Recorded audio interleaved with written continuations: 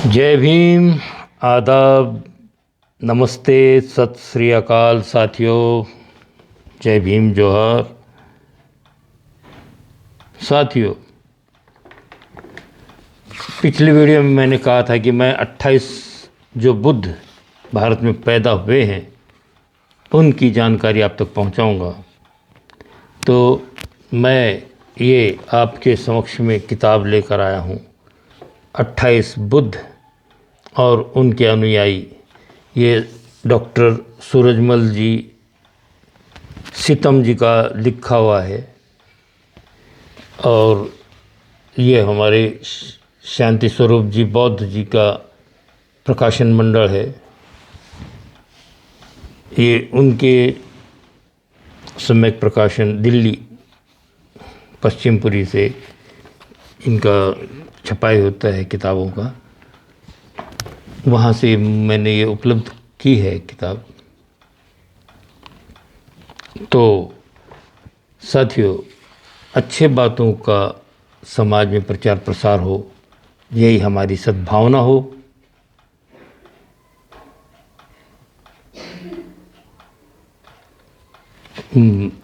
हमारे यहाँ भारत में इतने अच्छे गीतकार हुए हैं जिन्होंने अपने लेखनी से समाज में अच्छे मैसेज दिए हैं, अच्छे संदेश दिए हैं।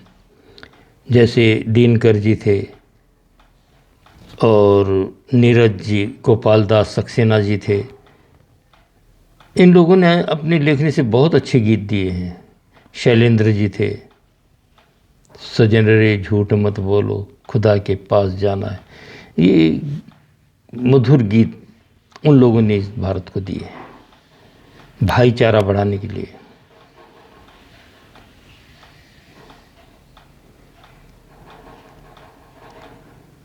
अमन शांति के लिए वो लोग कहते रहे हैं, इंसान का इंसान से हो भाईचारा, यही पैगाम हमारा, यही पैगाम हमारा। मनोज कुमार जी ने मुकेश जी की आवाज़ में वो गीत गाया था, बस यही अपराध मैं हर बार करता हूँ, आदमी हूँ आदमी से प्यार करता हूँ बहुत नादान करता हूँ ये नादानी, बेच कर खुशियाँ खरीदूँ आँख का पानी, हाथ खाली है मगर व्यापार करता हूँ, आदमी हूँ आदमी से प्यार करता हूँ। इतने अच्छे गीत थे, हम लोगों को प्रेरणा मिलती थी इन गीतों से और हम अच्छे रास्तों पे चले। तो साथियों, अच्छी बातों को स्थापित करने के लिए अपने आदर्श होने चाहिए और हमारे आदर्श जैसे डॉक्टर बाबा साहब जी ने कहा हुआ है कि हमारे आदर्श, उनके आदर्श, हमारे गुरु के आदर्श 3 हैं, तो हमारे 4 गुरु हो गए अभी। भगवान बुद्ध, संत कबीर, महात्मा फुले जी और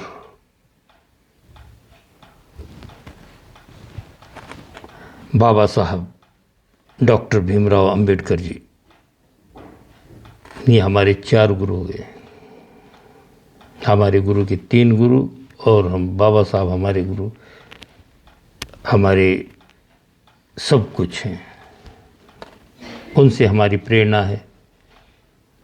धम्म प्रचारक प्रसारक संघ की स्थापना है, तो उसके तहत बुद्ध धम्म की खोज की ओर हम लोग निकले हैं।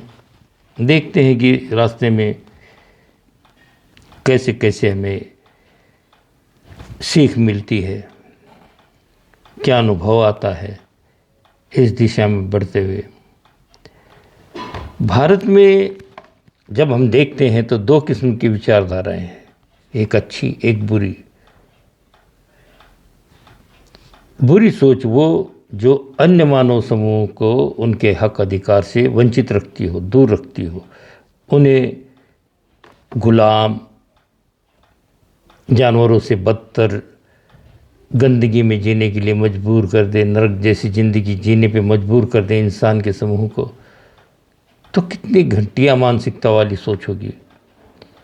अपने पैरेलल किसी को नहीं चाहते हो। यहाँ शांति की स्थापना होती है, शांति का संदेश दिया जाता है तथागत की ओर से, मगर वहीं पर दूसरे हटकर शस्त्र पूजा को महत्व दिया जाता है। दो विपरीत विचारधाराएं आपस में भिड़ती हैं। इससे सभी मानव जाति का संतुलन बिगड़ जाता है, आपसी भाईचारा खत्म हो जाता है। शायद यही वजह रही कि जब समाज के अंदर एक मानव समूह दूसरे मानव समूह पर अत्याचार करते हैं और उनके विरोध में माहौल तैयार होने लग जाता है, तब ये एक भाईचारा खत्म होने लग जाता है। किसी एक मानव समूह को गुलाम, जानवरों से बदतर समझकर गंदगी में जीने को मजबूर कर दिया जाए, उनको अच्छे कपड़े लत्ते और शिक्षा, खेल कूद, नृत्य, ब्याह शादियों में खुशियाँ ही न मनाने दिया जाए, तब उनके बगावती आवाज़ तो शुरू होगी, आवाज़ निकलने ही वाली है। इसीलिए किसी को भी कष्ट न हो, ये हर एक का बर्ताव होना चाहिए, समझदारी होनी चाहिए। आप भी खुशहाल रहो, औरों को भी खुशहाल रहने दो। आपसी भाईचारा, प्यार प्रेम हो, समाज के अंदर दृढ़ हो, ये सुनिश्चित किया जाना चाहिए। टकराव होने की स्थितियां ही निर्माण नहीं होने देनी चाहिए। इससे मानव समाज में आपसी दूरी और संघर्ष बढ़ता है। खून खराबा कोई सही रास्ता नहीं है। भगवान बुद्ध ने जो गृह त्याग किया था, वह कारण यह था कि शक्य और कोलीय, उस समय ये दो समाज, मानव समूह आपस में टकराव, इनके बीच था संघर्ष। केवल रोहिणी नदी के पानी के आपसी बंटवारे पर, कि हमारे खेतों में पानी आना चाहिए, हमें पहले पानी मिलना चाहिए, इस मुद्दे पे ये ऐसे तो आज भी चालू हैं समस्याएं, जैसे कावेरी जल विवाद। कहीं न कहीं भारत भर में ऐसी समस्याएं हैं, नदी के जल के बारे में, आपसी बंटवारे के बारे में, दो राज्यों में संघर्ष। उसी प्रकार शक्य और कोलीय दो जमात में आपस में ही, दो मानव समूह में आपस में टकराव था। खून खराबा इतना कि बस पूछो मत। कुदरत का दिया हुआ पानी उस पर भी मानव आपस में कट कट कर मर रहे थे। बाद में छुआछात, भेदभाव, इसकी वजह से जो शोषित वर्ग था, उस समूह को पानी नहीं दिया जाता था। और जो पढ़ने में आया है कि गले में हांडी, पीछे झाड़ू बांध दिया गया था मानव समूह में, इतना तिरस्कृत उनको ट्रीटमेंट दिया गया, अमानवीय बर्ताव किया गया उन लोगों के साथ। जीने का सभी को अधिकार है और सभी अच्छी जिंदगी जीना चाहते हैं। अगर यही विपरीत हो जाए तब अलग हो जाएगा। इसलिए कोई किसी से ऊपर ना हो, सब समान रहे, यही हमारा भारतीय संविधान डॉक्टर बाबा साहब अम्बेडकर जी ने लिख कर दिया है। हर एक को अधिकार है अच्छी तरह जीने का, और जो नहीं चाहते वो इसका विरोध करेंगे संविधान का। कि ऊंच नीच भेदभाव जिन्हें पसंद है, दूसरों को नीचे दिखाने की जिन्हें आदत बन चुकी है, वो लोग नहीं चाहेंगे कि हम सब आपसी उसमें रहें, एक दूसरे के साथी बने, एक दूसरे के खुशियों में शामिल हों। भाईचारा होना चाहिए। मैत्रेय बौद्ध, इनका जन्म होना तय है भारत में। ऐसे सकल मनु ये अपने संत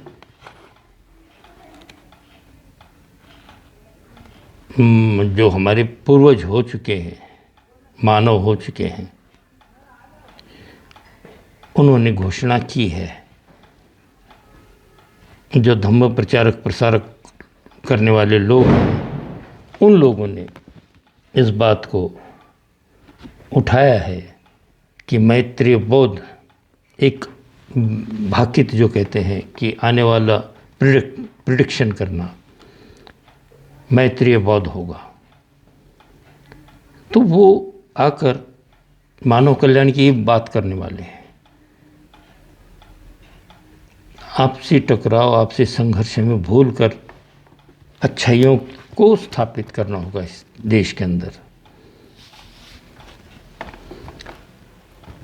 तो साथियों, मैंने जैसा वायदा आपसे किया था कि 28 बुद्धों के नाम बताने थे, तो फिर से एक बार मैं नाम आपके समक्ष पढ़ देता हूँ। पहले बुद्ध जो हुए तन्हंकर जी, दूसरे हुए मेधंकर जी, तीसरे शरणंकर जी, चौथे दीपंकर, पांचवें कौंडिन्य, छठे मंगल, सातवें सुमन, आठवें रेवत, नौवें शोभित, 10वें अनोमदस्सी, 11वें पदुम या पद्म, 12वें नारद, 13 पद्मोत्तर, 14 सुमेध, 15 सुजात, 16 प्रियदर्शी, 17वें अर्थदर्शी या अर्थदर्शी, 18वें धम्मदर्शी, धर्मदर्शी, ऐसे 19वें सिद्धार्थ, ये नाम है। 20वें हैं तिस्स, 21वें पुष्य, ऐसे 22वें विपश्ची, नाम थोड़ा सा उच्चारण में इस तरह से। पाली भाषा में उस समय शी वगैरह ये नहीं थे, स का उच्चारण ज़्यादा था। विपश्ची ये बाद के हैं। 23वें शिखी, 24वें वेशभू,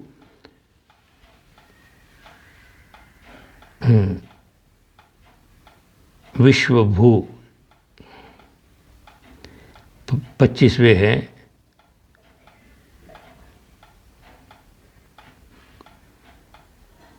वसेस्सु, कामुसेस, क्राकुच्छंद, ये डबल नाम है, समझो उस समय जो हुआ करता था वो। फिर 26वें हैं कोणागमन या कनक मुनि, ऐसे। 27वें हैं कसप, ये पाली भाषा में। बाद में काश्यप, ये संस्कृत आदि ये भाषा बाद में हुई, बदलाव आया थोड़ा सा। और 28वें हैं गौतम बुद्ध। इस प्रकार ये 28 नाम हैं। क्योंकि बहुत लंबी यादी है, सूची काफ़ी बड़ी हुई। बस आज के लिए इतना ही, मिलते हैं अगली वीडियो में। जय भीम, नमो बुद्धाय।